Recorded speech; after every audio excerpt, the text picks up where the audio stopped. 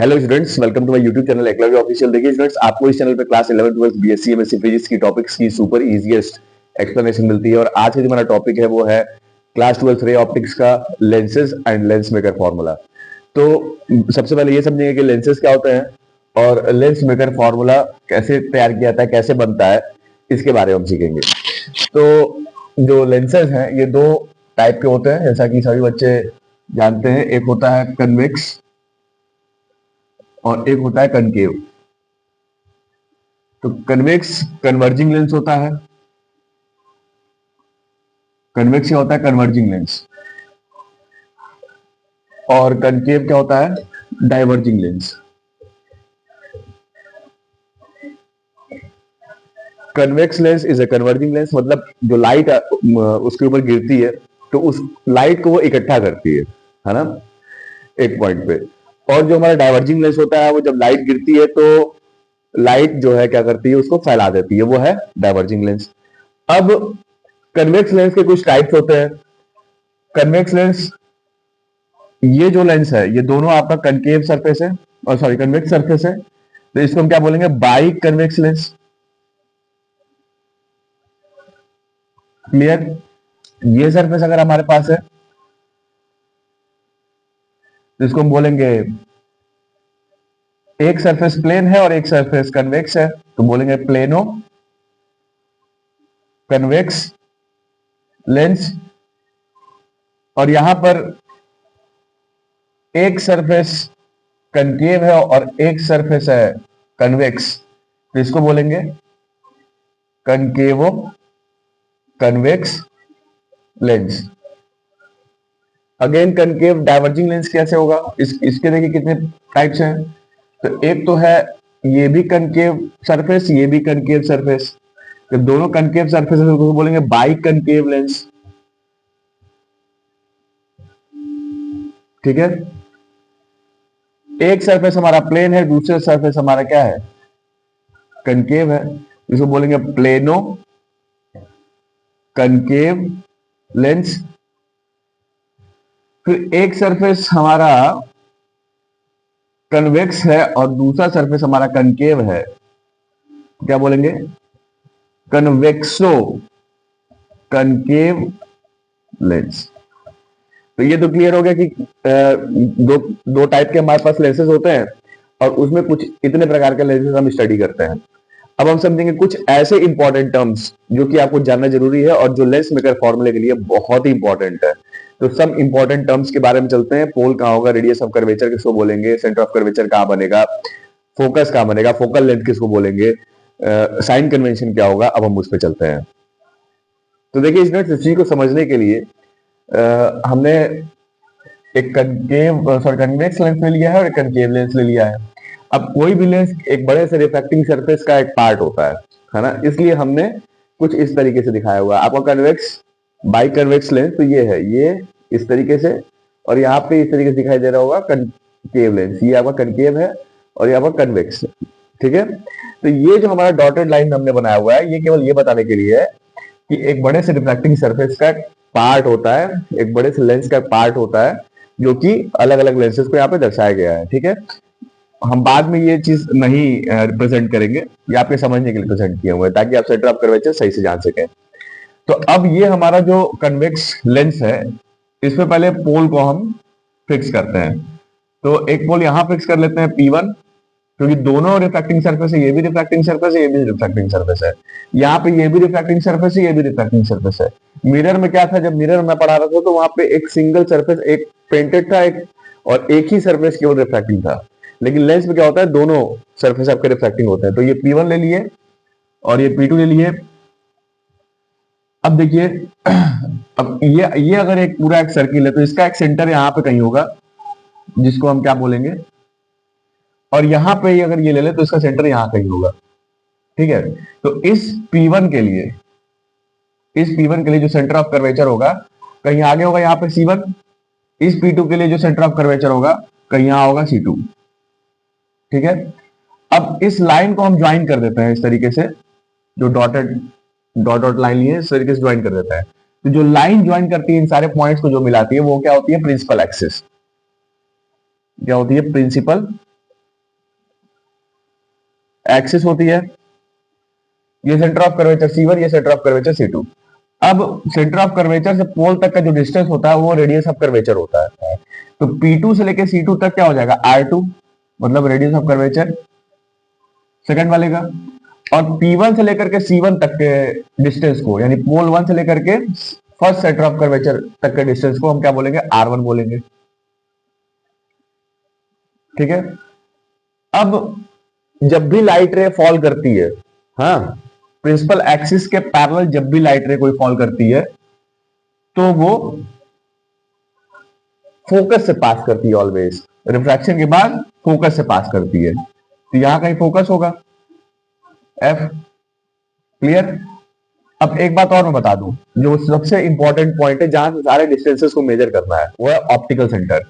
तो हर एक लेंस का के बीच में एक ऑप्टिकल सेंटर होता है जिसको हम O से रिप्रेजेंट करते हैं। यहाँ पे भी हम एक ऑप्टिकल सेंटर यहाँ बना देंगे, इसको O से रिप्रेजेंट करेंगे। तो जब भी हम डिस्टेंसेस मेजर करेंगे इसमें, वो हम ऑप्टिकल सेंटर से मेजर करेंगे। और जब भी कोई लाइट रे ऑप्टिकल सेंटर से पास करती है तो बिना डेविएट हुए सीधे निकलती है। कोई भी लाइट रे ऑप्टिकल सेंटर से पास होगी तो बिना डेविएट हुए सीधे निकलेगी। ये बात क्लियर समझ में आ रही है। अब ऑप्टिकल सेंटर से फोकस की जो दूरी होती है वो फोकल लेंथ होता है।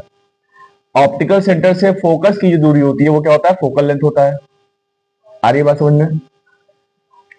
तो देखो फोकस दोनों तरफ होगा, इधर भी फोकस होगा, इधर भी फोकस होगा। तो अगर लाइट यहां से इंसिडेंट कर रही है तो आगे वाला फोकस काम में आएगा, अगर इधर से इंसिडेंट कर रही है तो पीछे वाला फोकस काम में आएगा। तो जहां से लाइट डिपेंड करता है, जहां से लाइट रे इंसिडेंट कर रही होती है, अगर ऐसे जाएगी तो आगे वाला फोकस, इधर से आएगी तो पीछे वाला फोकस। ठीक है, क्योंकि जब भी लाइट रे इंसिडेंट करती है स्फेरिकल रिफ्रैक्टिंग सरफेस, लेंस के स्फेरिकल रिफ्रैक्टिंग सरफेस पे, तो वो हमेशा फोकस से पास करती है। क्लियर है।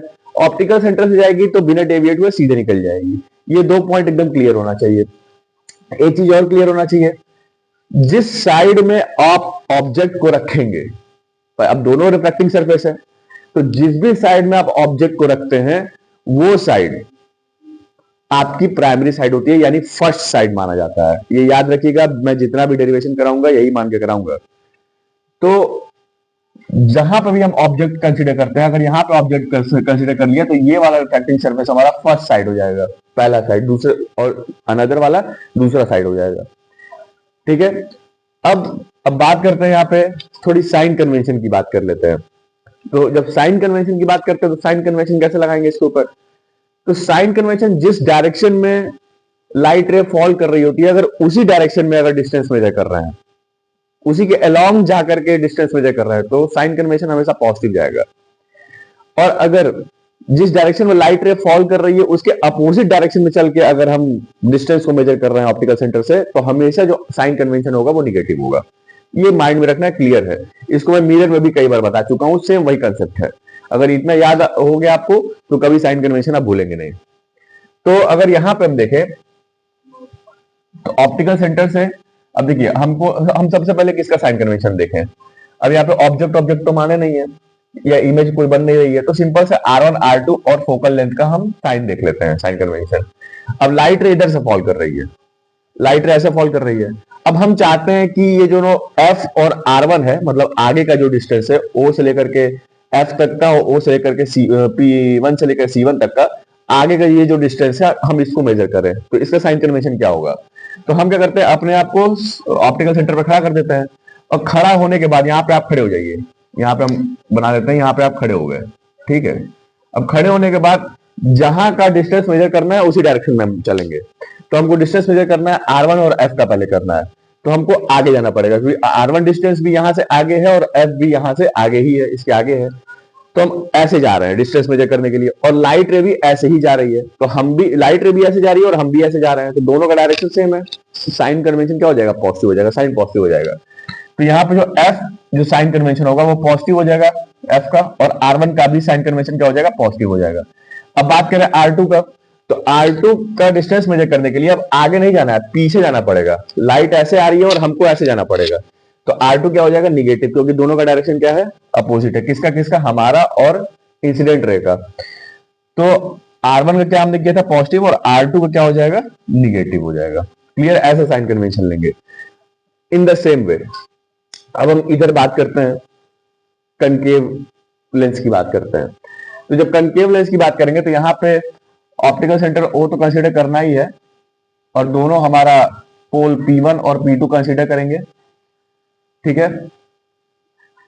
अब इसका जो सेंटर ऑफ कर्वेचर होगा, तो ये एक स्फेरिकल रिफ्रैक्टिंग सरफेस है, ये स्फेरिकल रिफ्रैक्टिंग सरफेस है, दोनों सरफेसेस हमारे रिफ्रैक्टिंग है। तो ये बाई कन्वेक्स कनकेव लेंस है। तो यहां से P2 है, अब ये एक सरफेस है, तो यहाँ पे इसका सेंटर ऑफ कर्वेचर, इस सर्किल का सेंटर कहाँ होगा, यहाँ कहीं होगा, तो इसको हम C2 ले रहे हैं।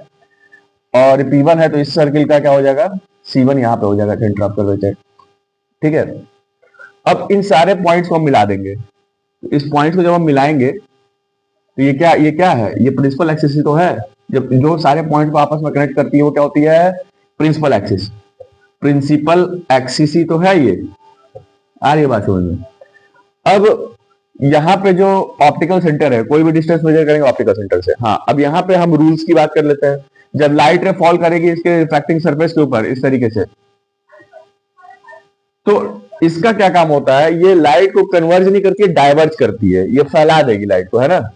तो लाइट को जब फैलाएगी इस तरीके से, तो प्रिंसिपल क्या होता है कि हमेशा लाइट जब भी फॉल करती है किसी स्फेरिकल रिफ्रैक्टिंग सरफेस से, तो वो कहां से पास करती है, वो फोकस से पास करती है। तो ये फोकस से डायरेक्टली पास नहीं करेगी, बट पास होते हुए अपीयर होगी। यहां पे हम फोकस बना देते हैं, डायरेक्टली पास नहीं करेगी लेकिन पास होते हुए अपीयर होगी, ठीक है। तो ये ऐसा प्रतीत होगा कि ये फोकस से ही पास कर रही है, ऐसा अपीयर होगी, आपको ऐसा प्रतीत होगा। और जो सेंटर ऑफ कर्वेचर से लाइट रे पास करेगी वो तो बिना डेविएट हुए सीधे निकल जाएगी, ठीक है। तो इस तरीके से डाइवर्जेंस आपको दिखाई दे रहा होगा। तो जो कनकेव लेंस होता है वो क्या करता है, लाइट को डाइवर्ज करता है। अब same in the same way हम बात कर लेते हैं, P1 से लेकर C1 तक की जो डिस्टेंस होती है वो रेडियस ऑफ कर्वेचर R1 होती है, और P2 से लेकर C2 की जो डिस्टेंस होती है वो R2 होती है। ऑप्टिकल सेंटर से फोकस की दूरी जो हो जाती है वो क्या होती है, फोकल लेंथ हो जाती है, ठीक। अब इसके साइन कन्वेंशन के बारे में बात कर लीजिए। अगेन लाइट रे हम कैसे फॉल करा रहे हैं ध्यान देंगे, तो जिस डायरेक्शन में लाइट रे फॉल करा रहे हैं उसी डायरेक्शन में अगर चल के डिस्टेंस मेजर करेंगे तो साइन कन्वेंशन पॉजिटिव। जिस डायरेक्शन में लाइट रे फॉल कर रही है उसके अपोजिट डायरेक्शन में चल के डिस्टेंस मेजर करेंगे तो साइन कन्वेंशन निगेटिव। तो यहां पर अपने आप को खड़ा कर लेंगे ऑप्टिकल सेंटर पे। अब हम देखेंगे कि हमको किसका डिस्टेंस मेजर करना है। तो जिसका डिस्टेंस मेजर करना है, देखिए अब सबसे पहले हम डिस्टेंस मेजर करते हैं R2 का। चलिए R2 का मेजर करते हैं। तो अब यहाँ खड़े हैं, हमको R2 के लिए आगे जाना पड़ेगा। तो ऑप्टिकल सेंटर से आगे जाएंगे तो लाइट रे भी इधर ही जा रही है, हम भी इधर ही जा रहे हैं, तो R2 का साइन कन्वेंशन पॉजिटिव हो जाएगा, दोनों का डायरेक्शन सेम है, R2 पॉजिटिव हो जाएगा। और F और R1 क्या होगा, तो F और R1 के लिए हमको पीछे आना पड़ेगा और लाइट रे इधर जा रही है, दोनों डायरेक्शन अपोजिट। तो F और R1 का जो दोनों का साइन कन्वेंशन हो जाएगा वो क्या हो जाएगा, निगेटिव हो जाएगा। इतनी बात समझ में आ रही है, बताइए। इसमें कोई डाउट किसी को अगर इसमें कोई डाउट हो तो आप पूछ सकते हैं, है ना। तो उम्मीद करूंगा अगर इतनी बात समझ में आ रही होगी। तो अब हम चलते हैं लेंस मेकर फॉर्मूले पे, जो कि बहुत इंपॉर्टेंट डेरिवेशन है इसका। अब चलते हैं इसके आगे हम लोग, ठीक है। किसी को कोई अगर डाउट हो तो कमेंट बॉक्स में कमेंट कर सकते हैं। ये तो डायरेक्टली हमसे कनेक्ट करने के लिए टेलीग्राम चैनल को ज्वाइन कर लीजिएगा। इसके सारे नोट्स टेलीग्राम चैनल पे जाते हैं, एक्सपेरिमेंट्स के फाइल भी चले जाते हैं टेलीग्राम पे, बहुत सारी सुविधाएं मैं देता हूँ।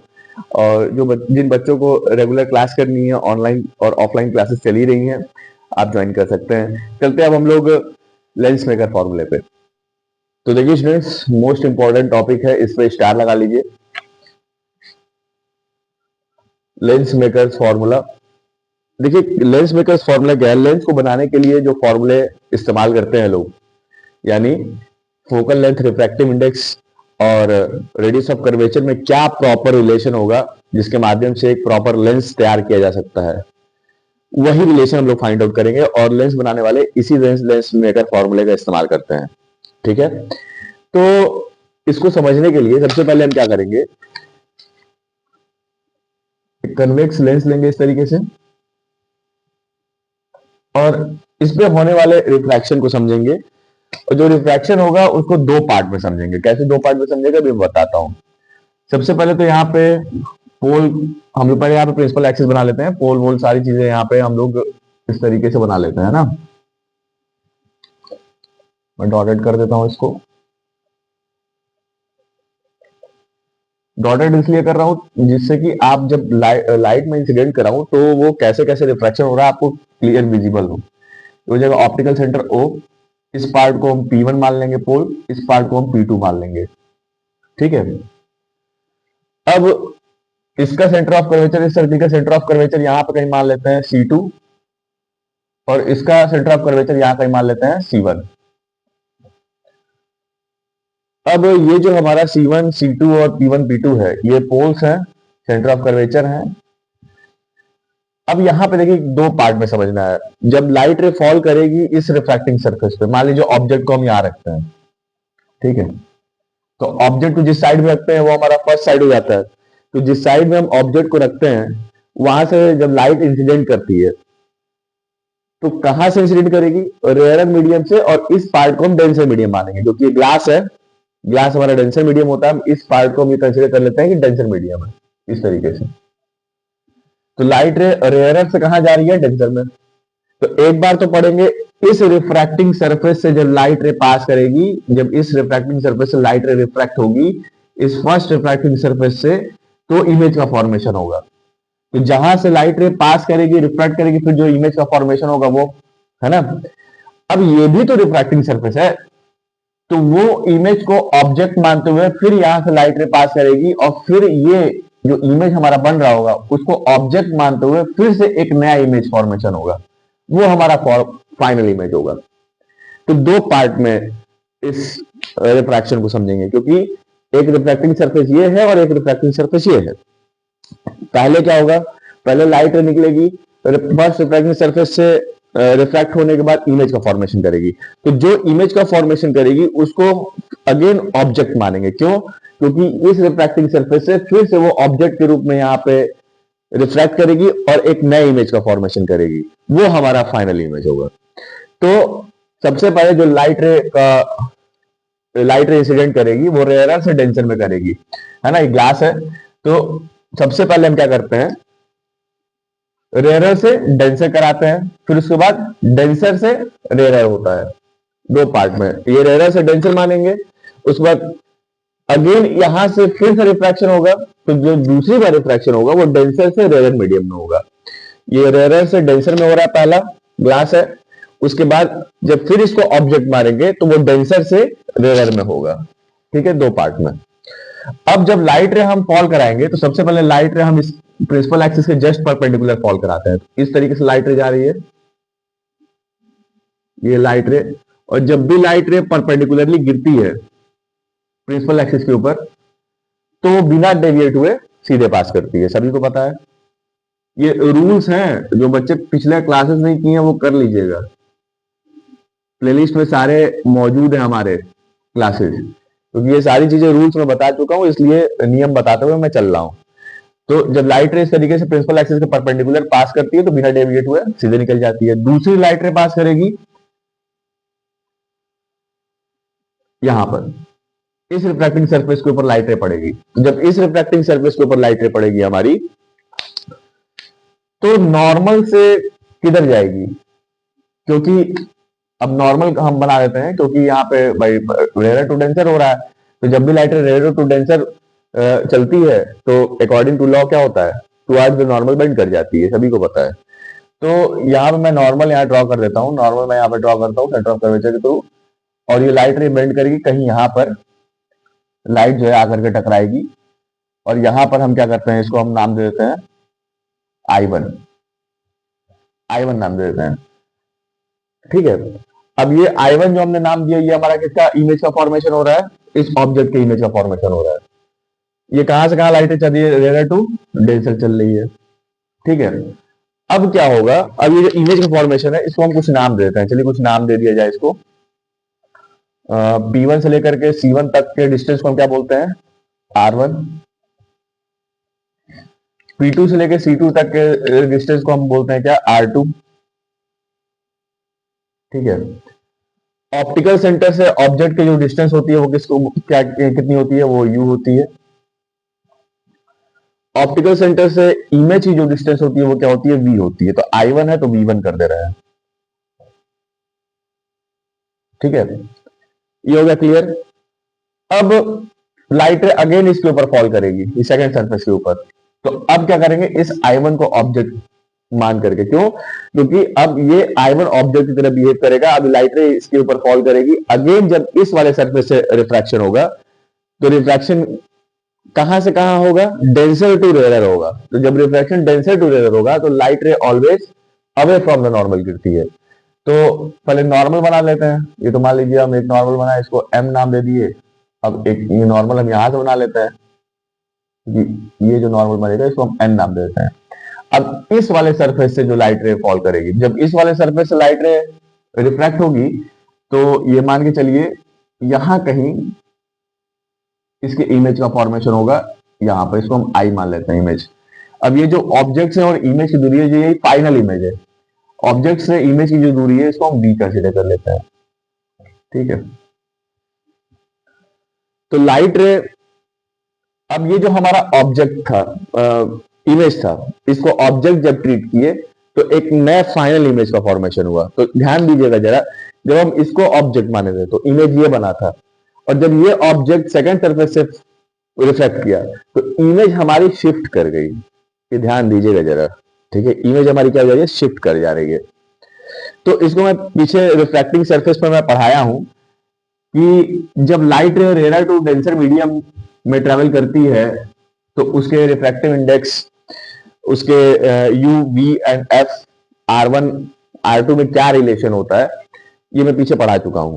तो उसके फॉर्मूलेस को मैं यहाँ पे डायरेक्ट लिख रहा हूं, ठीक है। तो सबसे पहला फॉर्मूला मैं वो लिखूंगा जो रेयर से डेंसर मीडियम हम चल रहा है, ऑब्जेक्ट से I1 इमेज का फॉर्मेशन हो रहा है, हम कहां चल रहे हैं, रेयर टू डेंसर चल रहा है। तो उसका जो फॉर्मूला होगा उसको हम सबसे पहले लिखते हैं कि आपस में म्यू1 म्यू2 R1 R2 U F के बीच में क्या रिलेशन आएगा, उसको हम चलते हैं। तो उसको चलने के लिए देखिए, जो यहाँ पे इस तरीके से है, जो जब हम रेयर टू डेंसर जाएंगे तो जो हमारा फॉर्मूला बनता है वो बनता है माइनस म्यू1 अपॉन में U प्लस म्यू2 अपॉन में V is equal to mu two minus mu one upon में R। ये हमारा फॉर्मूला बनता है, ठीक है। तो ये किसके लिए है, ये ऑब्जेक्ट से जो I1 इमेज का फॉर्मेशन हो रहा है उसके लिए, मतलब रेयर टू डेंसर चल रहा है। तो यहाँ पे जब रेयर टू डेंसर जा रहा है तो इमेज का फॉर्मेशन जो हो रहा है उसके डिस्टेंस हम क्या मेजर कर रहे हैं, V1 मेजर कर रहे हैं, ठीक है। I1 के लिए V1 कर रहे हैं तो V की जगह V1 हो जाएगा, और R की जगह पे क्या हो जाएगा, R1 हो जाएगा। तो ये हो जाएगा माइनस, अब अकॉर्डिंग टू दिस हम यहाँ पे लिख देते हैं, तो V की जगह पे यहाँ पे V1 हो जाएगा और R की जगह पे R1 हो जाएगा। इसको इक्वेशन नंबर 1 मान लेते हैं, क्लियर। तो ये फॉर्मूला उस केस के लिए जब हम रेयर टू डेंसर जा रहे हैं, जब I1 का फॉर्मेशन हो रहा है। फिर दोबारा जब रिफ्रैक्टिंग सरफेस का फॉर्मेशन, जब रिफ्रैक्टिंग सरफेस से जब लाइट रे रिफ्रैक्ट हो रही है तो दोबारा हमारा इमेज, फाइनल इमेज ये बन रहा है। तो उस समय लाइट रे कहां से कहां जा रही है, डेंसर टू रेयर जा रही है। तो डेंसर टू रेयर जाने में जो फॉर्मूला हमारा तैयार होता है उसको मैं लिख देता हूँ, ये इक्वेशन नंबर 1 है। अब ये फॉर्मूला मैं डायरेक्ट लिख रहा हूँ, ये फॉर्मूला मैं निकलवा चुका हूँ, आप पीछे क्लासेस देख सकते हैं।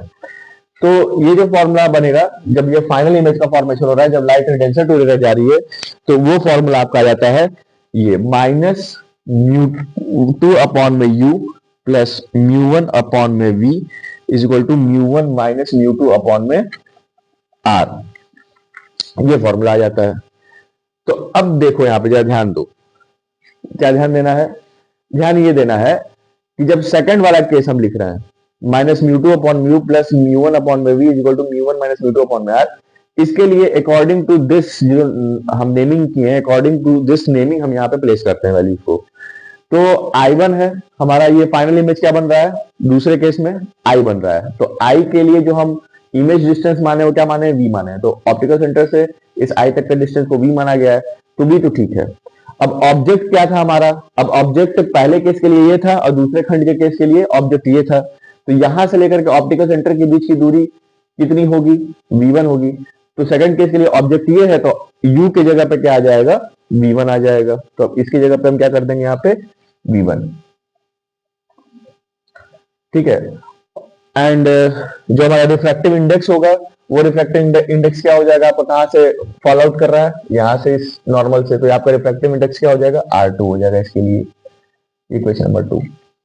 तो ये जो हमारा दो केस है, इन दो केस के ये फॉर्मूलेज हैं आपके, है ना। अब जब ये दो केस आपके बन गए, इक्वेशन नंबर 1 और इक्वेशन नंबर 2, अब इन दोनों इक्वेशंस को हम क्या करेंगे, ऐड अप कर देंगे, जोड़ देंगे दोनों इक्वेशन को। तो ऐड करेंगे तो क्या बनेगा, now adding equation 1 and equation 2 we get, तो क्या मिल जाएगा हमको। अब देखिए जब हम इसको जोड़ेंगे तो म्यू 1 अपॉन में यू, अब म्यू 2 अपॉन में वी 1 से minus mu 2 upon V 1 cut जाएगा, तो म्यू 1 अपॉन में यू माइनस में प्लस म्यू 1 अपॉन में वी, और म्यू 2 माइनस म्यू 1 हम यहां से कॉमन ले लेंगे, तो बात बचेगी हमारी कितनी, वो देखिए माइनस म्यू 1 अपॉन में यू प्लस म्यू 1 अपॉन में V is equal to mu 2 minus mu 1, जब हम कॉमन लेंगे तो 1 अपॉन में R1 माइनस 1 अपॉन में R2 ये बचेगा। तो माइनस म्यू 1 अपॉन में यू हो गया, जोड़ रहे हैं, ये दोनों कट जाएगा, म्यू 1 अपॉन में बी हो जाएगा इज इक्वल टू, अब इन दोनों में से म्यू 2 माइनस म्यू 1 हम कॉमन ले रहे हैं, तो 1 अपॉन में R1 माइनस 1 अपॉन में R2 बच जाएगा। तो ये जब हम ऐड करेंगे तो ये बच जाएगा। अब क्या कर रहे हैं, यहां से हम म्यू 1 से डिवाइड कर दे रहे हैं पूरे इक्वेशन में, तो डिवाइडिंग बाई म्यू 1, तो माइनस 1 अपॉन में यू हो जाएगा प्लस 1 अपॉन में वी हो जाएगा इज इक्वल टू, म्यू 1 से डिवाइड कर रहे हैं ना, तो mu 2 minus mu 1 upon minus 1, ये 1 अपॉन में R1 माइनस 1 अपॉन में R2, ठीक है। अब हम क्या करेंगे, इसको एक कैसे करते हैं, हाँ अब यहाँ पे कुछ कंसिडरेशन करते हैं, इसको म्यू 2 1 लिख सकते हैं, शॉर्ट फॉर्म में लिखते हैं अभी हम। यहाँ पे हम कंसिडर ये करते हैं कि लाइट रे हमारी इनफाइनाइट से आ रही है, कहां से आ रही है, इनफाइनाइट से लाइट रे आ रही है, और जब भी लाइट रे इनफाइनाइट से आती है तो वो कहां से पास करती है, फोकस से पास करती है। तो जो हम ये डायग्राम बना के देखते हैं, जो फोकस से जब पास करेगी तो हम कंसिडरेशन के आधार पर कंसिडर ये करेंगे कि ऑब्जेक्ट हमारी इनफाइनाइट पे रखी गई है, और जब लाइट रे इनफाइनाइट से आती है तो प्रिंसिपल एक्सिस के जस्ट पैरेलल आती है, तो जब पैरेलल लाइट रेज आएगी तो ये कन्वेक्स लेंस है, तो फोकस पे कन्वर्ज कर देगी चीजों को, और जब कन्वर्ज करेगी तो क्या होगा, इसको जब मैं रब करता हूं, रब करके आगे चलते हैं हम लोग, थोड़ा डायग्राम बना के देखते हैं। तो हम ये क्या कंसिडर कर रहे हैं यहाँ पे फॉर्मूला बनाने के लिए, तो हम क्या कंसिडर कर रहे हैं यहाँ फॉर्मूला बनाने के लिए कि जो ये प्रिंसिपल एक्सिस है, ऑप्टिकल सेंटर O, लाइट रे कहां से आ रही है, ऑब्जेक्ट इनफाइनाइट पे रखा गया है, तो प्रिंसिपल एक्सिस के पैरेलल लाइट रे गिरेगी, सभी को पता है। तो कहां पे कन्वर्ज होगी, फोकस के ऊपर कन्वर्ज होगी, है ना, यहां पे कहीं ना कहीं लाइट रे मिलेगी F। तो ऑप्टिकल सेंटर से फोकस के बीच का जो डिस्टेंस होता है फोकल लेंथ, और इमेज भी यही कहीं बनेगा, तो जो V होगा वो F के बराबर हो जाएगा भाई, इमेज जहां पे लाइट कन्वर्ज कर रही है भाई वहीं पे फॉर्मेशन होगा, जो भी फॉर्मेशन होगा, तो जो V होगा वो स्मॉल f के बराबर हो जाएगा। अब ये कब था, जब हम U को इनफाइनाइट कंसिडर किए थे, मतलब ऑब्जेक्ट इनफाइनाइट पे है, ऑब्जेक्ट इनफाइनाइट पे है, तब हमारी लाइट रे इस तरीके से गिर रही है। तो चीजों को यहाँ पे रख देते हैं इसी इक्वेशन में, तो माइनस 1 अपॉन में इनफाइनाइट प्लस 1 अपॉन में V की जगह क्या रखना है, स्मॉल f, जो कि फोकल लेंथ है, बराबर म्यू 1 2 कर देते हैं, ठीक है, और सॉरी ठीक है, क्या कर देते हैं यहाँ पे म्यू 2 अपॉन म्यू 1 है, तो म्यू 2 1 हो जाएगा, म्यू 2 1 हो जाएगा माइनस 1, ये हो जाएगा 1 अपॉन में R1 माइनस 1 अपॉन में R2, तो क्या हो जाएगा 1 अपॉन में F is equal to mu 2 1 minus 1 1 upon में R1 माइनस 1 अपॉन में R2, तो ये हो जाएगा आपका इक्वेशन। तो what is this, this is the relation between focal length, refractive index and radius of curvature. तो इस फॉर्मूला, यही फॉर्मूला है, यही lens maker formula, this is only known as lens maker formula, और इसी का लेंस बनाने के लिए इस्तेमाल किया जाता है। क्लियर? तो उम्मीद करूंगा सभी बच्चों को आज की क्लास समझ में आ गई होगी, इसको नोट डाउन कर लीजिएगा, है ना, आप पॉज करके भी नोट डाउन कर सकते हैं। नोट्स चाहिए होगा तो टेलीग्राम चैनल को ज्वाइन कर लीजिएगा स्टूडेंट्स। क्लासेस अच्छी लग रही हो तो वीडियो को लाइक और चैनल को सब्सक्राइब जरूर कर लीजिएगा, अपने फ्रेंड्स के साथ शेयर कीजिएगा, ये बोर्ड्स के एग्जाम के लिए काफी इंपॉर्टेंट है। Thank you so much.